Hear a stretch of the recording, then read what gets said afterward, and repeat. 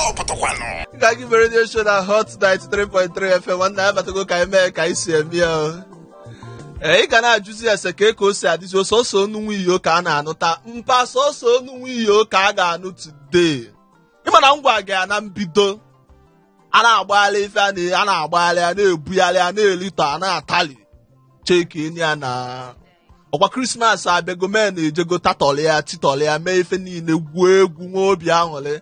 nne cheki na ọkwa elili ọdọdo ya elisie something a ga-aya something na ọ mkpa ọ ga-egwago based on that ka anyị ala eje too far ife nnachi gbuwalụ gị na-abụ ka o si wee dị na nke ife a mpa ọkwa sọ mụ na anyị ga-anọ here based on two aside sọsọ mụ na gị na-abụ ego bekee nwee ka o si wee jee nwego ma obele migration iche ihe eli abụrụ na obele ife na so ya ejekwa ka eje cheki ma na onwego ka o si wee dị amazie na onwe ka o si wee dị amazie na ya ebido atireta ọ bụ ka mgba gị ahụ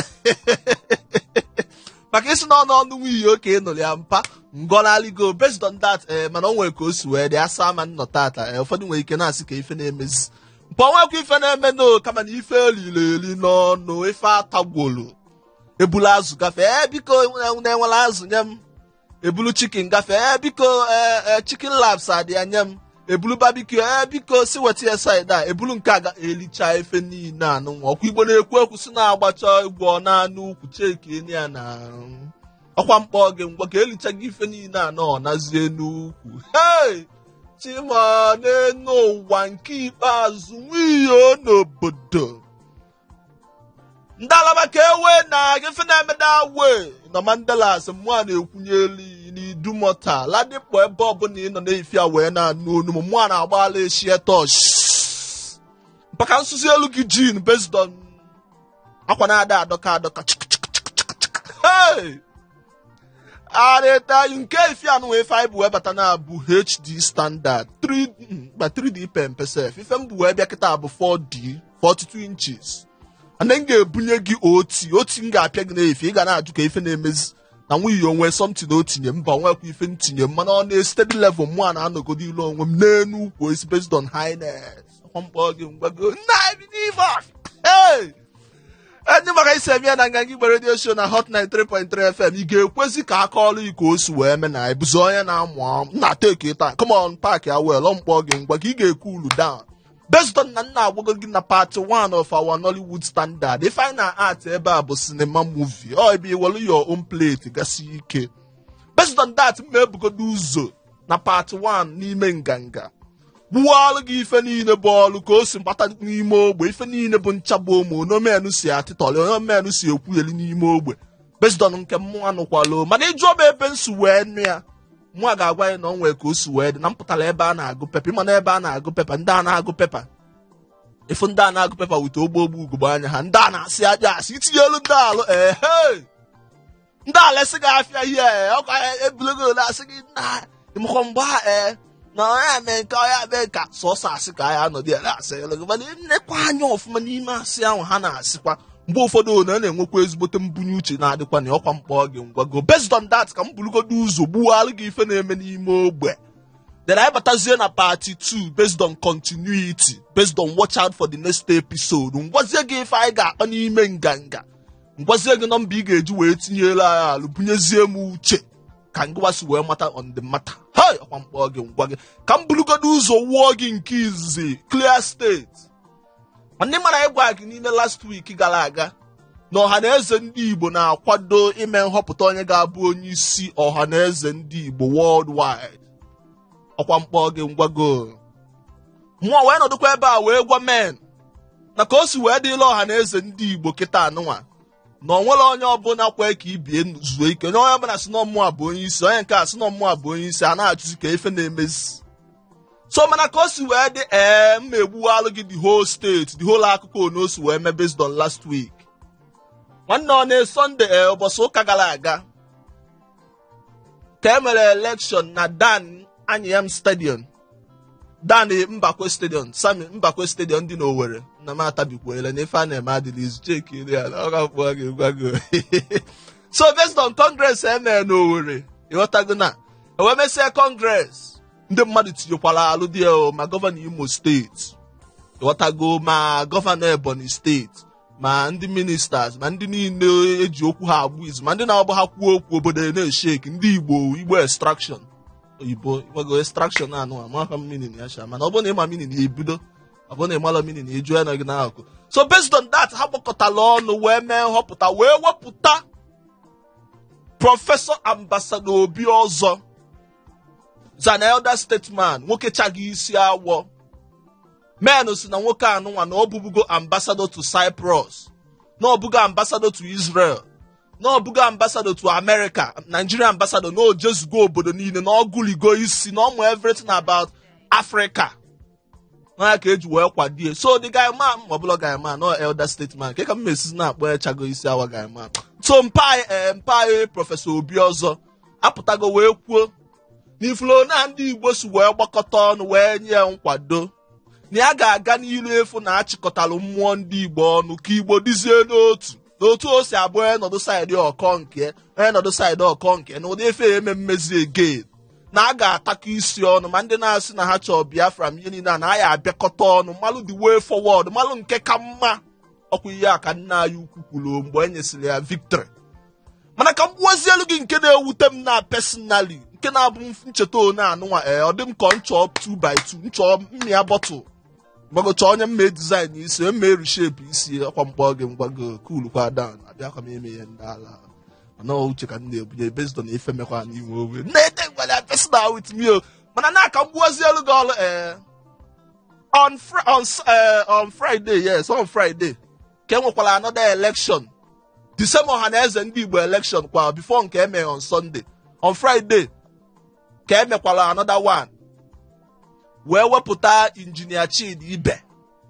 onye bụbu former commissioner n'Imo steeti si na onye nwa bụ onye isi ọhaneze ndị Igbo nna mmụọ wee tinyezielu ndị amele election nke Friday ya na-ajụwa ka ife na-emezi na eche m na Sunday ka anyị eme election ha sị m na cool down ịgụkwala akwụkwọ ịmakwa ihe constitution kwuru si ka ife na-emezi asị m na constitution ọhaneze ndị Igbo kwuru n'ụbọchị emelụ onye na-achị election na 4 years time ya ka election ya 10 ya eme expire na ihe ọ pụta bụ na tenor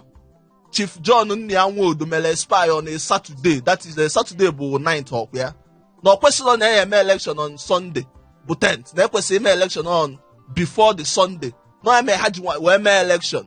na ife dị ya na bụ nọ Chidi Ibe bụ chairman ọhaneze ndị Igbo bụ president ọhaneze ndị Igbo na onye ọbụla emeziri on Sunday kwụ n'isi onwe na ọ na-akọọla onwe ya tịta ọtị mpacheke ya na so n'osi wee dị now ọhaneze ndị Igbo wee president na-abụ ọkwa mkpọ gị ngwago ịma na m kwuru ya last week na ọ dịka ma abụ onye amụma ọ dịka ma abụ onye ụgha nsị ndị a were nwayọọ n'unu cool down ka anyị mara ife na-achụ anyị ka anyị marụkwa ndị anyị na-achụ ngwa cheki na anyị enwego president na-abụ mana nke kakwa mkpa ka m gbuokwalụ gị ọlụ bikos na ịma na mmadụ na-abụ na-eje nta ofu ya na-ataget gịnị the bushmeat onye nke ọzọ anọdụ n'azụ na-eteki cover ka mmụọ gbuwalụ gị steeti onye osi wee dị na onye isi ala Muhammadu Buhari Okechukwu eze ndị enyi ọha ndị Igbo apụtago wee kene Prọfesọ Ambassador Obiozor si na onye nke a ka ọ makwa na onye nke a ka federal gọọmenti ma bụ chairman ọha na eze ndị Igbo ọtụtụ otu ndị ọzọ dịkwa iche iche ma Governors Forum South Eastern Governors Forum ndị gọvanọ mpaghara ọwụwa anyanwụ Nigeria South East apụtago wee si na Prọfesọ Obiozor ka ha ma na onye aka ha ga-enye nkwado mana ndị nke ọzọ ndị nke mekwa election nke ha wee wepụta injinia Chidi Ibe kwuru na ha nwa na-eje court in fact na enwere election ọbụla emere on Sunday nọ nke ha nwa mere n'Enugu n'ime obi n'Enugu bụ nke bụ the main one wee na-ajụzi ka ife na-emezi onye ọbụla na-agba mpaka nsigodi da wee pụta maka ntinyebe elu daalụ na mana mmụọ ame nnedo onye ọbụla chagolo isi awọ nọ ntinye die nke nye onye ọbụla ọsọ in fact ọ dịka this old man anyị apụtazi n'ụzọ ka anyị mazie na anyị nwa bụ young boys ndị obodo anyị nwa ya ejezi ebe ọ bụ na ha chọọzi iwere ofu obi wee jee ka anyị mara na izije ndị obodo ụmụ iyo ma ya aka mma ma m na-eweta ebe nsi abịa mana ka nsigodi da wee pụta ka nna chiezie kịta na Ebonyi steeti wee bute elu ga anyị ka ọzọ n'osi wee mekwa n'ime end of week gara aga on Friday na anọkwa on Friday ọsọ na-agbazi na police station mee na-eji na nga onye ọbụla na ọsọ ndị polisi onye ọbụla na ọsọ a na-asị ka ife na-emezi ka ya na-agbazi ọsọ na police station na police station dị n'Ịza South na Ebonyi State ka anọkata on Friday night. Ụmụazị anụnwa na-ebu nkụ, ụmụazị highway, ndị ụmụazị nkụ, ghọtago, ụmụazị igwe tinye alụ na police station dị gbabata ịtọtị mana gbanibe egbe enu onye ọbụla kenye onye ọbụla ọsọ. Na ndị polisi ghọtago ndị keta eke cover. Some of them ịmago ma ndị nwunye ha mụcha nwa ọfụ ma ndị anatabe ụgwọ eye salary na police force masị ya ji etinye onwe ka etitọla ya. So men tido mana in the process ebe ndị anụnwa na-enye nsogbu ohe fie ndị polisi mmadụ tọgbalụ ha tọgbọdị ya. So mana anyị kọ based on onye nsu wee kpọtụrụ onye okwupụta okwu ndị polisi na Ebonyi State Ada Igbo Lady Lovett Oda onye nsu wee tinyere ya ala wee sị m na ife mee na abụ na aka na-eme investigation ka amagodi ndị bịara ije anụnwa ka ọsọ ọtụtụ ndị mmadụ na-ekwu elu nọ ndị ajelu mission anọ onye ọbụla ka ma ọ daa ka anyị gegodi ntị ka ndị polisi mesigodi investigation before onye ọbụla ekwu elibe ọkwa mkpọ oge ngwago nke ọbụla ikwu na-abụ n'isi gị. So polisi si na ha ka na-eme investigation ka amara ụmụazị bịara ije a wee fie ndị polisi tọ n'abalị gbagbuo ndị polisi nọdụ n'elu ya na osi dị na egbe niile dị na police station na a na-achọ ya achọ. Nsogbu dịkwa n'obodo bọtụ nke a ka m nụrụ nke ikpeazụ na Ebonyi Steeti wee gwazie gị n'ebe a ka m ga-apịasa ka ewe kịta ọ bụzie na nje tinye alụ nata driver ji m ụgwọ chenji ọtago na the guy man just nọdụ na gate na-eche m na agwa m ya na ọnwa anwa m isi inye m my change today wọlụmenụ tinyelu ya alụ na aja junction ọ kwete na ọ na ọkwa mkpọ gị gwago ihe ụfọdụ ya na-asị nwunye ị na-eme mmacha mpadịkwa m eme mmacha clear steeti ka m na-agwa gị n'afọ yu onye isi ụmụ iyo onye na-emezi m ọ na-enwe ka o si bụ ebe m n'igwe na mkpọrọ ma eme na etinye alụ n'ogbe na itinye alụ n'ogbe emesasị onye ọbụla etido na ọkwa mkpọ gị ngwago. So based on that ka mụ anwụchalụgodi mmiri na nwụchalụzie mmiri pụta na gbuwazielu gị ife anyị ga-akpa today ekwuzie nọmba ị ga-eji wee tinyela ya alụ nne apụkwana dị ya. Nwaanyị jidego titọl ya nke ikpeazụ ka nna agwa based on that ka m ji anabata gị na Nganga Igbo Radio Show na Hot 93.3 FM. Nwanne agwa gị na ife anyị ga-akpa tata bụ sọntị mmetụta mụ na gị na-abụ ka anyị maa ka o si adị. Nwanne o nwere reason mmadụ jos obunye m last week nsị mba ka m tinye elu men maalụ na nganga based on ụfọdụ akpọbagokwa mana ị ga-enwegodi ndịde ka m gwa gị ife anyị ga-akpa na ewetago agba n'oke speed ịgba speed nwee problem. Based on that ka mmụọ ọgbụwa alụ gị ọrụ so dị ka man jos osi m nwe iyo ka o si adị nsị ya mpọ nwekwa ife nji onwe m eme na ka ewe ọsị m na na-eme ọbụla argument na mgbe ọbụla ga-eme traditional marriage ọ bụgodị na nke nwaanyị ka nke nwoke jide ego maọbụ na nke nwaanyị ji ezigbo ego mana nke nwoke ejiri ego n'ọsọsọ nwoke ga-etake care of the bill na nwoke wee ya eweta ihe niile eji wee mee traditional marriage ma ego ahụ akwụ n'isi nwaanyị that's bride price ma items niile eji eme traditional marriage no obligation nwoke no nwoke kwesịrị iweta ife niile a wee sị nna so ka o sizi adị so nwoke bịaziri ụwa gbuzie onwe ya afọ gbuzie based on na ọ bụ ịnụ nwaanyị nsị mba na ife mere ya na-abụ na mma ebuli ebịa na nganga. So ife anyị na-akpata ata ọ bụ ife dị njọ na nwaanyị ga-eweta nwa ego eji wee mee ihe dị n'ịnụ die ihe dị na traditional marriage particularly traditional marriage nwaanyị a ga-etinye nwa ego na ya ka ọsọsọ nwoke ga-etinye ego na ọkwa ife anyị na-akpata ata. So based on that nọmba ị ga-eji wee nweta ya bụ 08182426591 ka m butuo kpọ ya 08182426591 ọnọdụ ya obi obodo nwekwa ka o si adị elu m na anyị maka o si adị ihe na based on steady nna anọ na highness mkpọfe onye amụma from Alabama onye amụma ka o si adị na mmanụ adịkwa disi ihe na mmanụ odogwa ugwo wee dị na maka ada bekee kwenu ịmago na ife kali ife atala atakali so anyị eje nyocha ka ama na-ebido antinenta ịghọta ebe si abịa ọbụkwa ngwa gị ọbụkwa ngwa go maka isi nọ n'ọnụ nwunye oke ịnụrụ ya mụnwa ga-agọnarịkwa go obodo time for you mpa na for you ịmazikwa ife alụ na for you mpọkwa ị na ife anyị na-akpa na-efi a na anụrụ m ya gwatiela anyị ọnụ na ka isi wee fịa nwaanyị tinye ego mezuolu die bayasi de by mmezu omezuolu nke nwoke ga-eji wee jeme traditional marriage n'isi ọ bụ alụ ọ bụ ife dị njọ ịma na abịa na n'Igbo na na-abịa na bride price n'ịkwụ ụgwọ nwaanyị isi ọ nwoke ka ọ dịrị beta abịazie na nke nọ nwoke ka ife niile ya adịzi nwoke n'isi mana nke anwa awụ ọkụlọ nwaanyị kwesịrị ịda na-enye aka mana particularly no bride price bride price iwu nwoke ka ọ dịrị because nwegodi ife ọbụla merụ tomorrow ndebe nwoke ndebe nke nwaanyị asị after all nọ ha nwara ife wetara the money. Okay, onwelo na onye isi okwu gị jos ụkwụla ọtọ ka ife a na-afịkọ ọtebesi ya obodo onye isi butuo mpawa dị na anọmba onye isi time for you nga gị nwere radio show na Hot 93.3 FM nwanne onwe ekwe ife anyị nọ hie eme na abụlọ sọsọ igbu alụ gị ọlụ na cheke ọkwa mkpọ gị ngwa gị based on ịgwa gị ka o si adakwa nnọdụ hie na-edish out wisdom asa onye isi ụmụ iyo ịbịa mbunye gị nke based on popular demand gbalụ tiketi were oche ọ na-akwụ ọta enwere oche maka o si adị na banye otu ụkọ wee na banye ọpụ ihe ka mbe gosi ka nwanne ka ntịgo na-alụ na based on Facebook anyị nganga Igbo ndị zitere anyị ozi na Facebook anyị ka mma ka o si adị da wee onye nke a zitere anyị ozi ọ sị na ọkwa ụdọ Olise Eloka Valentine ọ sị na ọ kwesịrị ekwesị ma bụrụ ihe ziri ezi inugokwa ka o si adị na ọ kwesịrị ekwesị na nwaanyị ga-etinye aka ba mmezu ọ bụrụ na ọ nwere ka o si dịlu nwoke nwaanyị emezu ọ nọ dị isi onye obodo nna ahụ hello mpa nna anyị mpa nawa driver bufekwa go just si driver eze change n'ilu ga-ebe Ngagi radio show na Hot 93.3 FM 08182426591 08182426591 on there. Hello, we you. Obodo mpando.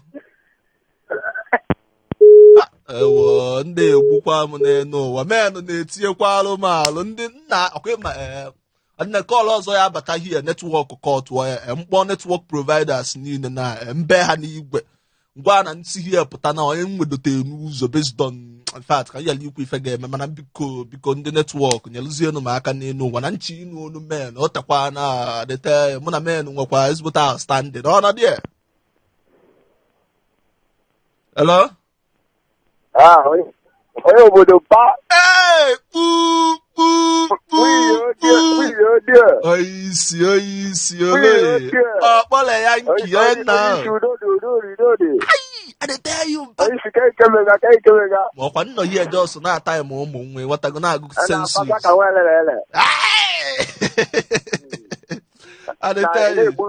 anyị mpa nwekwa ife enwudogo watago ụmụazị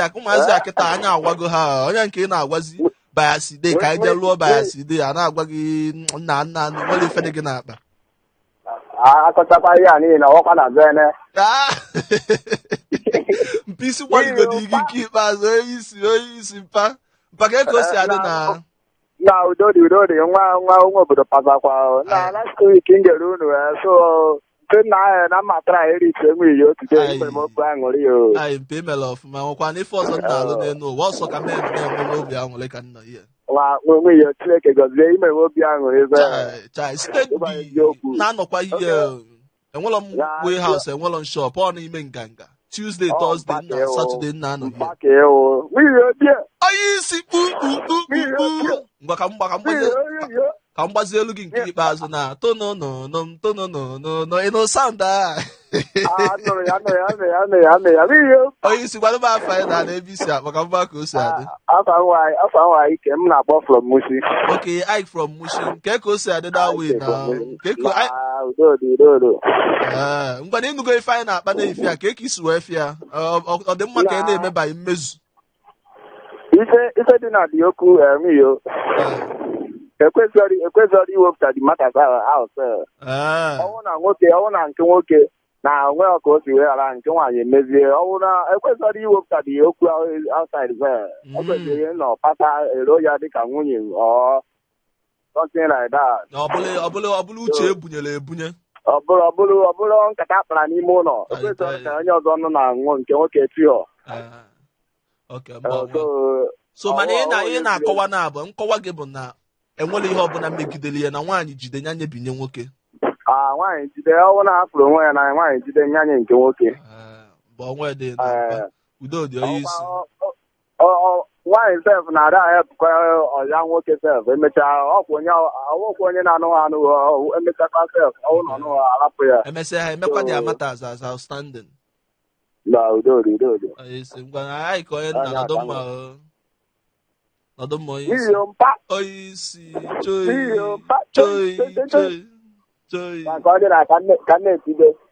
nọdụ mma onye isi nke gị gbere redio show Hot 93.3 FM nwanne ịnụgo ka o si ada na omee na onye ọbụla na-ekwu uche nke maka na ife anyị nọ hie bụ uche onye adị ya njọ. Ụfọdụ na-asị na ọ bụrụ ihe ziri ezi na o megidere omenala, ụfọdụ na-asị na ọ nwere ife dị die na nwoke jide ya tinye nwaanyị jidekwana ya mezuo ka ọ na-aga aga ghọtago ọnọdụ ya.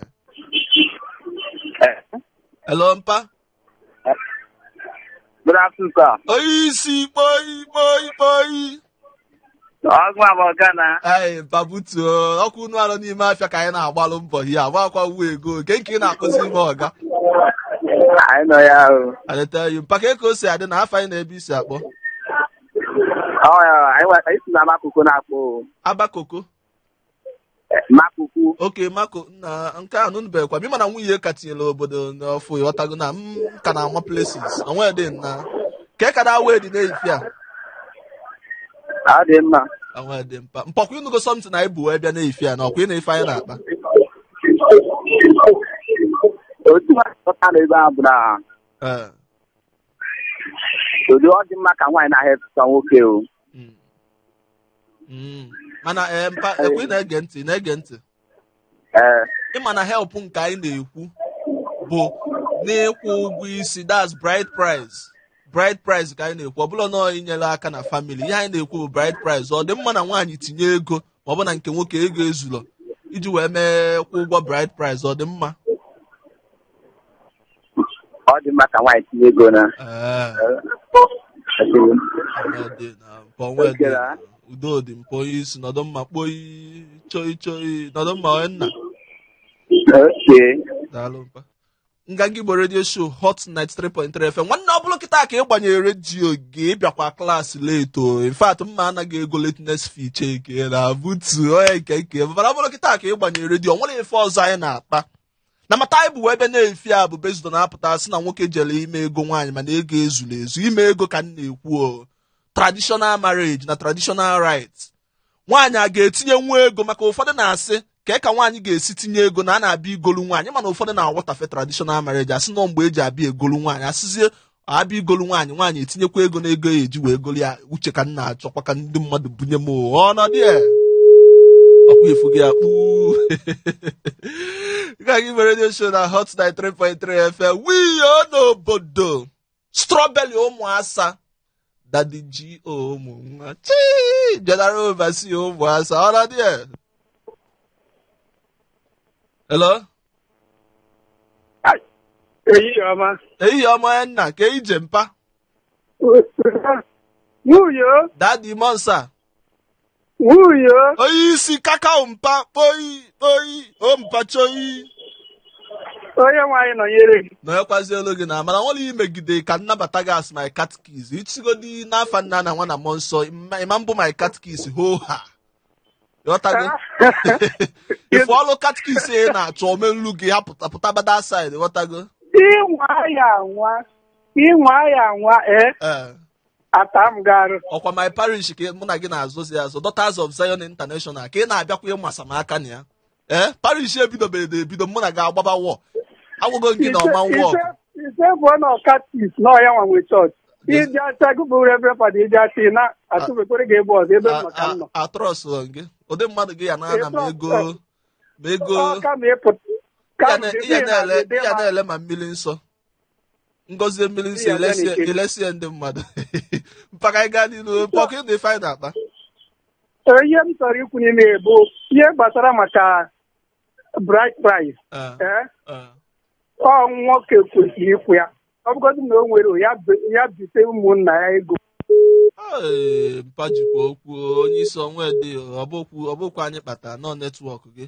Ọ dị mma nga gị gbere radio show Hot 93.3 FM ka njekwazie na Facebook anyị ka nnatakwazie ozi ndị ọzọ zite. Onye nke anụ asị na ya bụ pastọ Nonye Oji Nwanna amakom na m asụtakwala ya nna m biko gbagharụkwa m ma ọ bụ na m akpọtara afa gị ọfụma mana ọ pastọ Nonye bụ afa gị. Ọ sị na ọjọka tụfịa akwa mana ọ bụ ihe ụka na ụbịam na-ebuteru nwoke. Pastọ Nonye si na ọjọka nwaanyị itinye ego eji wee jee mezue wee jee nụta ya na ọ bụ ihe jọgburu onwe kama na ọ bụ ihe ụbịam na ụka na-ebuteru nwoke. Uche onye adị ya njọ ka anyị nọ hie ọnọdụ ya. Hello. Onye isi Monsa. Ndewo. Onye isi daalụ mpa afọ anyị na-ebe isi akpọ. Okay, afọ m bụ Nwachukwu. Mr. Nwachukwu. Okay, Mr. Nwachukwu. Oyi ọkwa dadị ike bụ onye isi ka m butuo ịma na ada eme ada alụ olu ndị okenye agboro ka m butuo. Monsa onye isi. Good afternoon, sir. Lụọ agboro n'iwelu mkpọchie mfa anọ nwa ya na fena m anọdụ ajụgo m oyi. Ị na-alụ ọrụ ọfụma dịka na mmemme gị. Amen onye isi ka ebe isi akpọ. Isolo kasị akpọ. Isolo. Anwụ a na-achakwado aside. Ọ na-acha ahụ. No, onye isi mpọkwa ịnụgo ife anyị na-akpa now based on ife anyị kpụ n'ọnụ. Yes, anụ m ihe na-ekwu na maka gbasara maka nwaanyị itinye egwu isi nwaanyị. Yes. Mana ukwu egwu isi nwaanyị between onye na-anụ nwaanyị na nna nwaanyị ahụ. Yọtago? So ọ dị mkpa ka nwoke gbaa mbọ gbasie ya ike make ya sure that na ya nwa ji aka wee kwu ụgwọ isi ya maka na onye nwa ga-ezukọ na onye nwa nụrụ nwaanyị ahụ. Ọ bụ na ọ kwụrụ ụgwọ isi nwaanyị ahụ ewe na-akọ ya na ọ dị mma ọ na-adị mma iji etiti mee ya njeru. Mana ya nche ejo gị na-abịa ọ nwere omenala imegideli ọnwụ ihe ya eme nwoke ma ọ kwe ka nwaanyị kwụọ ụgwọ isi ya. Ịma na ihe a na-akpọ omenala bụ ihe apụta afụ etu esi eme ya ọ bụrụ usoro ine ya anya n'ebe anya n'ime enwere ebe etu ọ bụrụkwa na nwaanyị adịnyere nwoke aka ahụ dịka enwere kpọkpọ oge asị na ezoche kpa ya akpa n'ime ụlọ kpọtụ ụdị ihe a adịkwu ya n'iro ọ nwoke ga-eji aka ya kwado. Ọ nwere ike o mezuru ihe niile mana nke ahụ ha bụ ụgwọ isi ọgba mbọ mezuo ya ya na ọgwụ ya akpakọ mezuo ya amara na ya ọnụgo nwaanyị. Padalụri na okwu gị kwụ ọtọ isi tem for you mpa ịma na okenye ka ebe aka m ịgbalụ gị shie touch mana mgbalụ gị shie touch ị nwere ike ịbụ m ọkpọ n'isi. Padalụ ọdụ mba onye isi.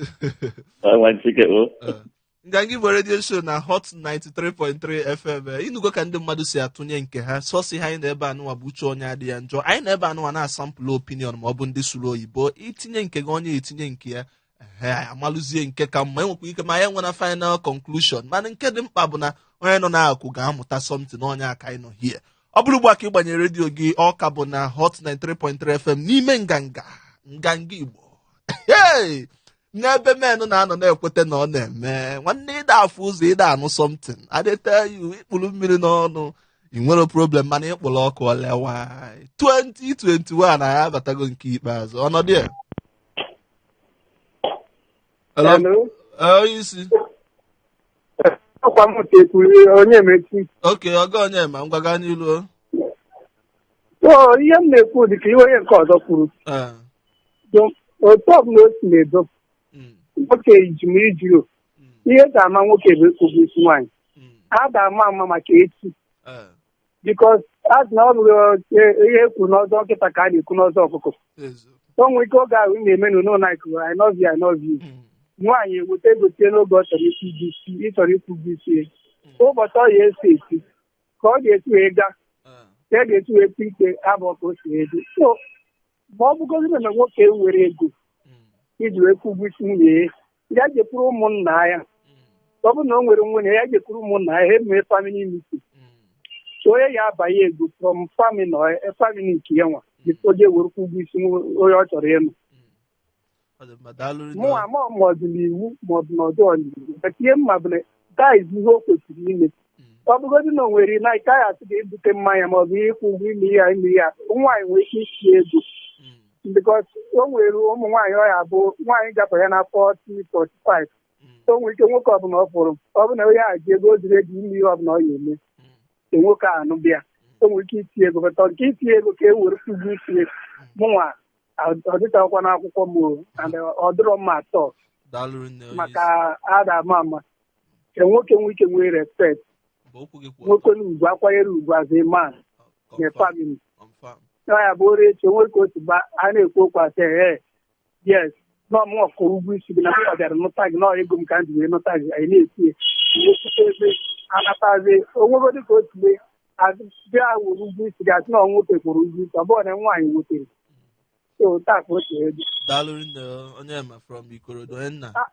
afụrụ m na ịkpọnara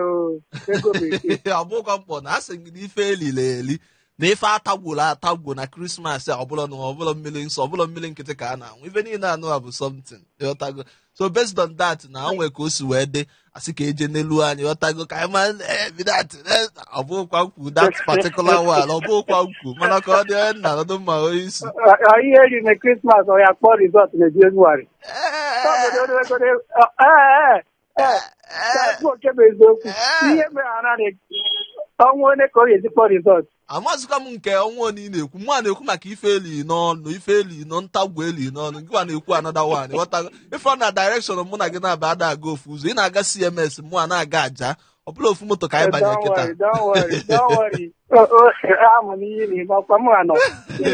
ihe abata Paris m nsogbu adịrọ daalụ isi Paris m marịzi eli eme gị daalụ nga gị bụ redio so ana m ekene onye ọbụla na-ege ntị tupu na onyere onye ọbụla n'ofu n'ofu n'aha Jizọs amen na-ekwazi olu gị onye ọma Onyema from Ikorodu nga gị bụ redio show Hot 93.3 FM nwanne ịnụgo ya na sọsọ na Lagos steeti ka ọ na-abịa n'ebe a nwanne ebe ọbụla efuru ụdị ya ọzọ emefe ị ga-emelụ m nwanne itinye alụ dị esa ka ewe ka efu nnọhie eme nwanne chụọrọ m ndị ọsọ na mana imewekwa ihe violence ndị a bụrụ gị elu bute gị so 8 ọ bụkwa nsị gị jee dị ọra dị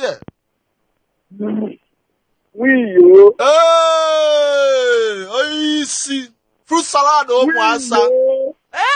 bankalat ụmụ nwa pinopino ụmụ anyị nke ikpeazụ dadi ji ụmụasa si n'ọmụ a bụzi dia general overseer. Happy New Year. I wish you the best, mpa ka ewe na ọ dị ka nke a bụ izi ị na-akpa anyị this year. Nke a bụ ntuzi Isaac izizi ya akọ ọzọ eme m travel dọt bata anụ na anọ sị ka nnụgodo onu gị sọ mpe mere ọfụma na ke maka ndị eji efu n'ụlọ ha anọkwa ọfụma mba udo aka Chukwu dị ya na mgbe ọ ga-adị steady obodo time for you mpa adị Igbo niile gwa na ife elili gbagote na ife atagwụla atagwụ ọ ga-atawazi ọnụ na Disemba ọ dị eliwe ọnụ ịmana nna agwụ ya data ya butu ọ na-asị yawo barbecue yawo nke ọbụla yawo kịta anụ ọ pụta gị na a na-akpụzi rizọt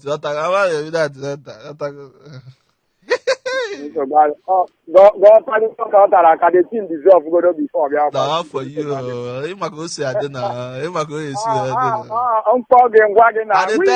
obodo mpa butuo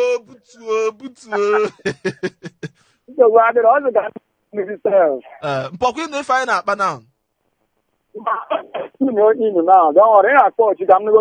mgbe o wee dị mpe imegodiri ọfụma nke izu imegodiri bụ na ị nwere ID ọnya ka iji wee bịa gbuwala ya ID ngwa gezie ntị na ka mụ agbuwala ike o si adị nna daalụ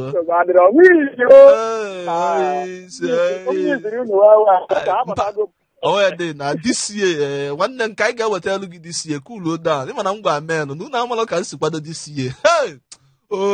mwepụtalụ gị my plan bụkwa 3-point agenda adịkwa m azụ election mana mwepụtalụ gị nganga plan this year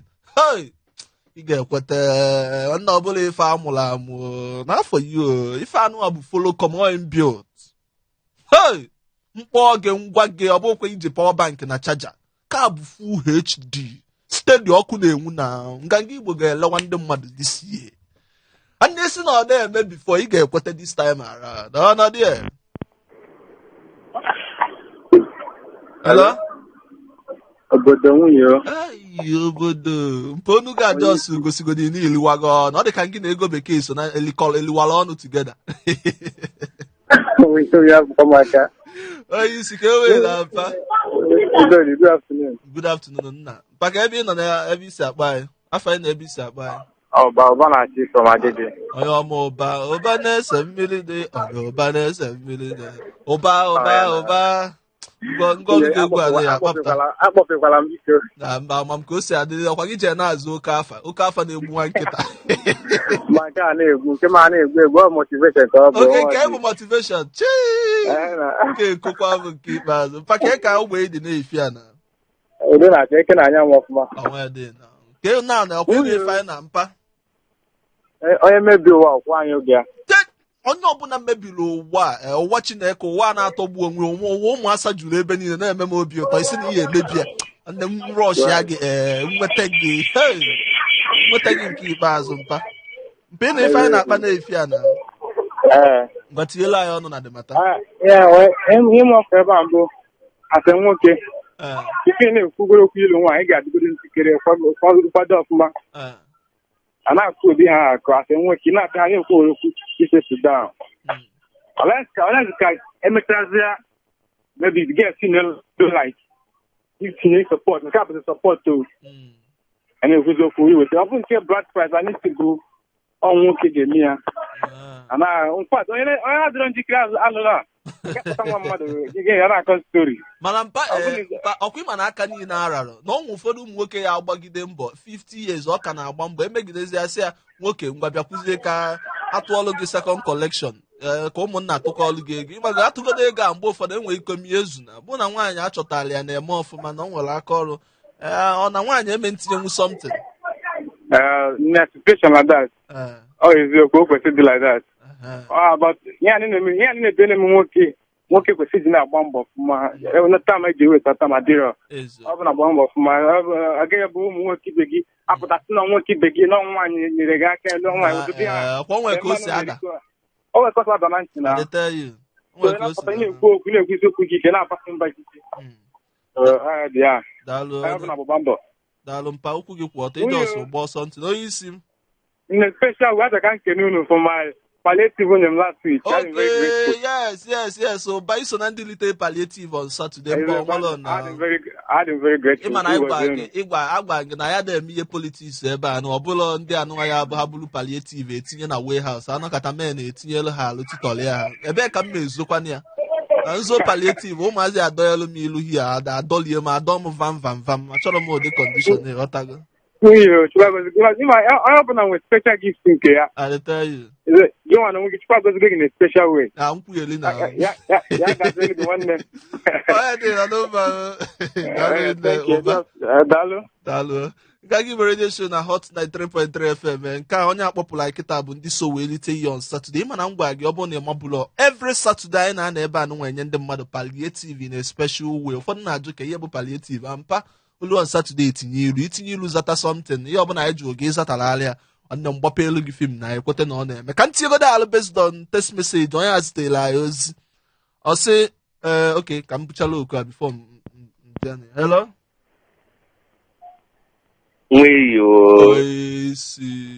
onye obodo anyị nwanne ya na-eme ga-eme gị n'elu onwe pụta adịta ya palliative masa fruit salad ụmụ mma ekpere chukwu zara ụmụ asa nne prayer point ụmụ pino all in one I tell you mpa ka e were na afọ anyị na-ebe isi akpọ Uche from Ikeja. Uche from Ikeja. Nwanne ka ndị Ikeja mee n'ebe na Efia. Nna men m jikwa ada we. Ọ dị ka m etinyelu na alụ very soon. Akwụkwọ ga-etinye na ahụ na on Saturday apụrụzighị kọntaktị kali ụmụasị onye akpọ gị from Ekpe onye akpọ gị from Lekki onye asị gị na ọkwa mụ na gị ghọtanye ma mmehọta ebe si aga na ndị nwa nọdụzie na-emezi choices na akụlụ onwe dị na mma etinyelu Ikeji alụ very soon ghọtara ntinyekwa alụ ngwa menụ nakwa ka o si adị n'ebe mpọkwa na ife anyị na-akpa n'efi a gbaga nye obi tinye ọnụ na uche nke m nwa ọ dị mma ọsọrọ na ịbụ nwoke ị ga-emegodo ego na isi nwaanyị nwa ọ bụzi na onwe ihe ọzọ na nwaanyị ga-asị oke nna nne nke a jide sọpọtụ so ịma na ọ sọpọtụ mana onye kwụ ụgwọ isi ọ nwoke ka nke a atleast ịkwụ ụgwọ isi nwaanyị mata ọ na-ekwu okwu isi ya nwaanyị anya kama ọ na-nkwụrụ ihe ịsọ meta na ya nwajide ego kwụ ụgwọ isi ya nna umesara honeymoon ihe o chenji afa gị from baby to nwoke m bịa nwoke m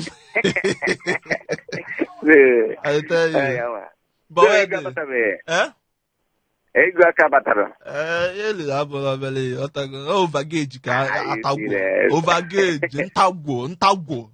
ọtago mana onwe dị na ọ kwesịrị ịnọ on Thursday ọ ya anọrịrị ihe on Thursday ọtago biko onwe ya mpa ego afọrọkwa m palliative m izitekwala meseji eso m at least eso m bute palliative mana fọm ọ na nọmba nke anụ nwaanyị nọ na ya kịta akọ nke WhatsApp anyị kpọrọ gị ke nke ọ nọmba nke anụ na kịta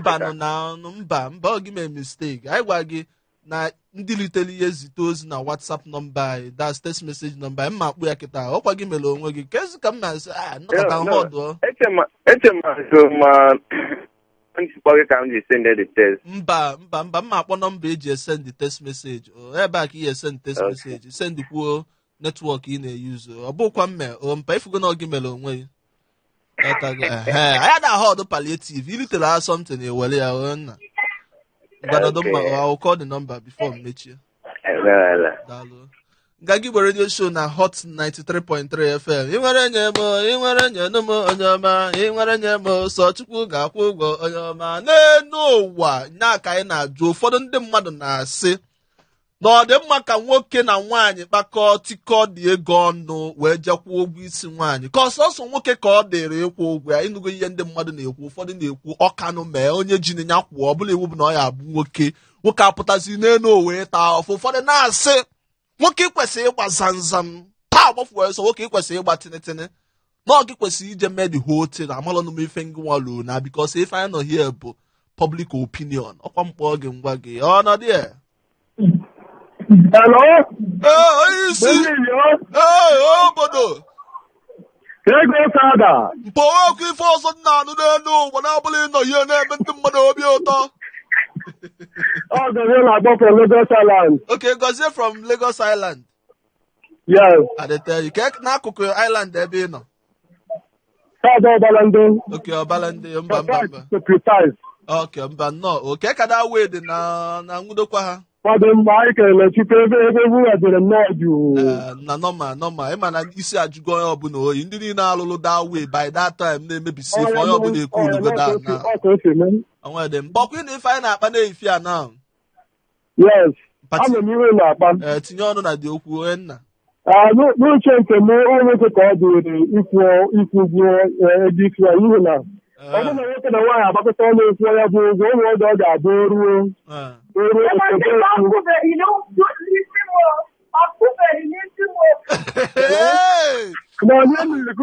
onwe voice anyị na-anụ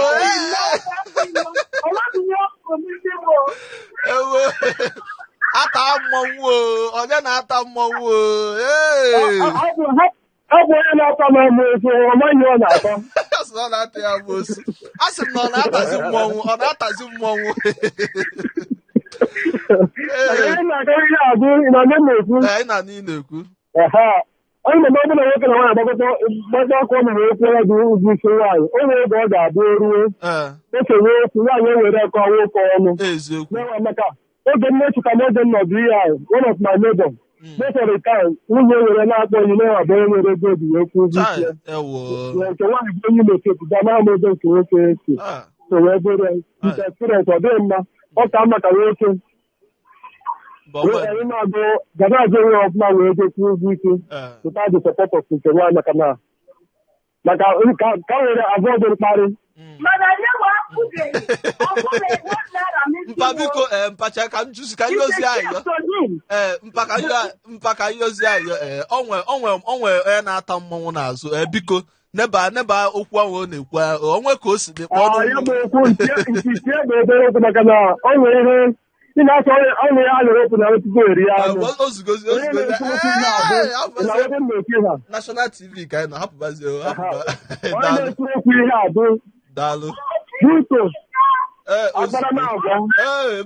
mba National TV ka anyị nọ mana onye ọbụla o si dị dozie na ọfụma dị most important thing bụ na ịfụnanya dị ebe ahụ ịfụnanya dịkwazi imezuo ihe kwesịrị na ị ga-eme n'omenala ọ nke anụ ka anyị na-akwado oge m ji nwaanyị kịta na-agba kwarapụ mana o wutekwa m na onwere ofu asa ma ọ bụ nwa anyị nụrụ onye tata ọ dịzie ka ụmụ nwaanyị agbara ọsọ na nke tata nke ikpeazụ mana ọnwa dị ka m bụchalụkwuo oku onye nke a zitere anyị ozi na Facebook ọ sị na Maria Odoọzọ si mba o nwaanyị etinyego ọnụ ọ sịkwa mba o na ọ dịghịkwa mma nwaanyị itinye ego mba o ị nụrụ ya nwaanyị ekwugo mba o ka m bụchalụkwuo oku nke anụ onye nke a zitere anyị ozi text message ọ sị nwunye o na ego bekee you guys are funny mpadalụ nne daalụ ọ maka ngwa ka anyị ji wee nọdụ ebe ọ nwere ife ọzọ anyị na-alụ n'elu ụwa ọ sị na ya dị very very happy daalụ nne ọ sị if I hear you guys voice I'm always happy wee sizie na Chukwu gozie anyị niile dọba onye ọbụla gozikwa anyị Igbo daalụ nne Chukwu ya gozie anyị niile ihe ọbụla anyị na-eme na ọ ga na-aga ọfụma ndị na-azụ afịa ga na-enweta uru ndị na-alụ ọrụ promotion ga-abụ nke unu ọ sị na ya bụ Eloka na ya si Lekki Phase 1 wee na-ezite ozi nwanne anyị nwoke Eloka daalụrị nne maka ozi ahụ izite Nganga Igbo Radio Show na Hot 93.3 FM nwanne mmebuchalụ nwoke mana onwe dị na ka anyị ma na ya adọnyenwu something 08182426591 08182426591 ọ bụrụ ugbu a ka ị gbanyere redio gị ihe anyị na-akpa n'ife anụnwa bụ n'ime ego nwaanyị traditional right na ọ dị mma ka nke nwaanyị tinye ego based on mgbazinye based on na ozulọlụ nwoke maọbụ na nwụlọ ka o si adị elu nwoke na ọna nwoke lepụrụ elepụ na akpa nwoke ada agwụ ya eziokwu nwaanyị enwere ike ịkpọnwe nna ahụ ngwa bịa ngwa na nke a tinye na akpa ka i wee mezuo ka ọ bụ alụ ọ bụ tabu ọ bụ anyị menụ na-ekwukwa na ọbụla eziokwu na nwoke kwesịrị na-agbasi mbọ ike na-agba zamzam mana ọ ya ka anyị ji wee bụrụ bịa na-efe anụnwa ka ihe iche maka ya bụ okwu ọnọdụ ya hello onye isi monsa hey daddy wenite onu na anyị nọzikwa na mpịachi o ndị asịgokwa m tinye alụ nsighi pụọ ka anyị chịkọta o hello afọ anyị na-ebe isi akpọ ka ị gaa n'iru Chidebere from Lekki Phase 1. Chidebere ndị Lekki Phase 1 nnọọ nna m gwaga n'iru nwanne tinyela ya ọnụ n'okwu